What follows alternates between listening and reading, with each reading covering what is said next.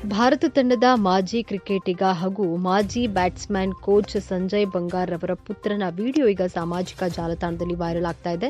ಶಸ್ತ್ರಚಿಕಿತ್ಸೆಗೆ ಒಳಗಾದ ನಂತರ ಆರ್ಯನ್ನಿಂದ ಅನಯ ಆಗಿ ಬದಲಾಗಿದ್ದಾರೆ. ಆರ್ಯನ್ ತನ್ನ 10 ತಿಂಗಳ ಹಾರ್ಮೋನ್ ಬದಲಾವಣೆಯ ಪ್ರಯಾಣವನ್ನ ಹಂಚಿಕೊಂಡಿದ್ದಾರೆ. ಇನ್ಸ್ಟಾಗ್ರಾಮ್ ರೀಲ್ಸ್ನಲ್ಲಿ 23 ವರ್ಷದ ಆರ್ಯನ್ ಭಾರತದ ಮಾಜಿ ನಾಯಕ MS ಧೋನಿ ಮತ್ತು ವಿರಾಟ್ ಕೊಹ್ಲಿ ಮತ್ತು ಅವರ ತಂದೆಯೊಂದಿಗೆ ಹಳೆಯ ಫೋಟೋಗಳನ್ನು ಹಂಚಿಕೊಂಡಿದ್ದಾರೆ. ಪ್ರಸ್ತುತ ಅವರು ಇಂಗ್ಲೆಂಡ್ನ ಮ್ಯಾಂಚೆಸ್ಟರ್ನಲ್ಲಿ ವಾಸಿಸುತ್ತಿದ್ದು, ಸಾಮಾಜಿಕ ಜಾಲತಾಣದಲ್ಲಿ ವೈರಲ್ ಆದ ನಂತರ ಈ ವಿಡಿಯೋವನ್ನು ಡಿಲೀಟ್ ಮಾಡಲಾಗಿದೆ.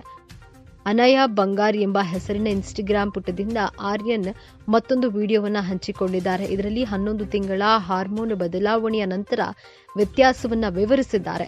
ತಂದೆಯಂತೆ ಕ್ರಿಕೆಟಿಗ ಆರ್ಯನ್ ಎಡಗೈ ಬ್ಯಾಟ್ಸ್ಮನ್. ಹಾರ್ಮೋನ್ ಬದಲಾವಣೆಯ ನಂತರ ಅವರ ಕ್ರಿಕೆಟ್ ಜೀವನ ಮುಗಿದಿದೆ. ಈ ಬಗ್ಗೆ ಅವರು ಇನ್ಸ್ಟಾಗ್ರಾಮ್ ಪೋಸ್ಟ್ನಲ್ಲಿ ಬರೆದಿದ್ದಾರೆ.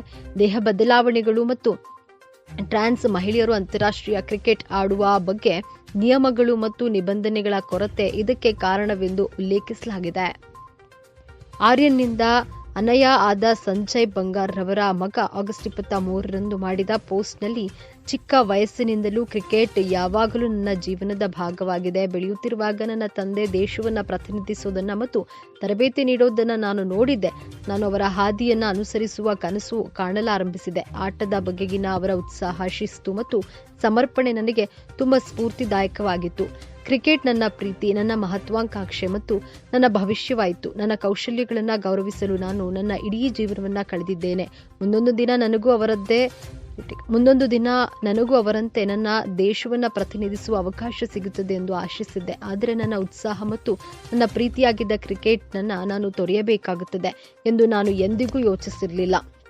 ಆದರೆ ಇಲ್ಲಿ ನಾನು ನೋವಿನ ವಾಸ್ತವವನ್ನು ಎದುರಿಸುತ್ತಿದ್ದೇನೆ. ಹಾರ್ಮೋನ್ ರಿಪ್ಲೇಸ್ಮೆಂಟ್ ಥೆರಪಿಗೆ ಒಳಗಾಗುವ ಮೂಲಕ ನಾನು ಟ್ರಾನ್ಸ್ ಮಹಿಳೆಯಾದ ನಂತರ ನನ್ನ ದೇಹವು ಬಹಳಷ್ಟು ಬದಲಾಗಿದೆ. ನಾನು ಒಮ್ಮೆ ಅವಲಂಬಿಸಿದ್ದ ನನ್ನ ಸ್ನಾಯುವಿನ ದ್ರವ್ಯರಾಶಿ, ಶಕ್ತಿ, ಸ್ನಾಯುವಿನ ಸ್ಮರಣೆ ಮತ್ತು ಅಥ್ಲೆಟಿಕ್ ಸಾಮರ್ಥ್ಯವನ್ನು ಕಳೆದುಕೊಂಡಿದ್ದೇನೆ.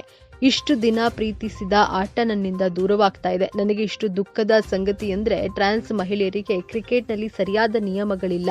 ನನ್ನಲ್ಲಿ ಉತ್ಸಾಹ ಅಥವಾ ಪ್ರತಿಭೆಯ ಕೊರತೆಯಿಂದಾಗಿ ವ್ಯವಸ್ಥೆಯು ನನ್ನನ್ನು ಮೆಚ್ಚುತ್ತಿದೆ ಎಂದು ಭಾಸವಾಗ್ತಿದೆ.